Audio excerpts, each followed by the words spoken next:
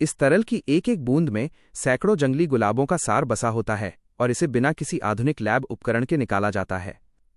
इस प्रक्रिया की शुरुआत होती है अपने पूर्ण निखार पर खिले जंगली पहाड़ी गुलाबों और गर्मियों के फूलों को तोड़ने से।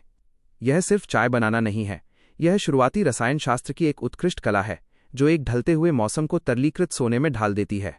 इन्हें बहते झरने के पानी में धीरे से धोया जाता है ताकि अशुद्धियां निकल जाएं और पीछे रह जाएं सिर्फ सुगंधित तेल से भरपूर पंखुड़ियां। इन पंखुड़ियों को फिर लकड़ी के एक पारंपरिक खोखले पीपे बैरल के अंदर ध्यानपूर्वक परतों में सजाया जाता है। ये पीपा उबलते पानी की कड़ाही के ठीक ऊपर रखा होता है, लेकिन असली इंजीनियरिंग का कमाल इसके ऊपरी हिस्से में होता है। कारीगर इस पीपे को ठंडे पहाड़ी पानी से भरे धातु के एक बर्तन से सील कर देता है। ऐसा क्यों किया जाता है? ठंडा बर्तन एक अत्यंत प्रभावी थर्मल कंडेंसर ताप संघनक के रूप में काम करता है।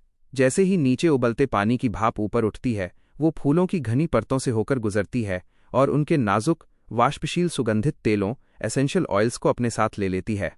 जब ये गर्म और खुशबूदार भाप धातु के बर्तन की ठंडी निचली सतह से टकराती है तो इसमें अवस्था परिवर्तन होता है और ये तुरंत जमकर फिर से तरल में बदल जाती है।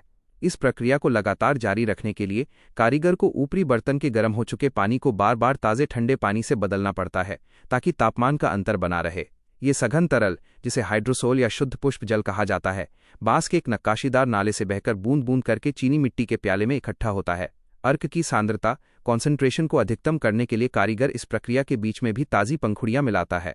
ऐतिहासिक रूप से ये बेहद मेहनत से तैयार होने वाला अर्क एक कीमती विलासिता हुआ करता था जो केवल रईसों और प्राचीन इत्रसाजों के लिए ही सुरक्षित था। चूंकि तापमान को भाप द्वारा धीरे से नियंत्रित किया जाता है और किसी भी कठोर रासायनिक सॉल्वेंट्स का उपयोग नहीं होता, इसलिए बनकर तैयार हुआ ये अमृत 100% शुद्ध होता है।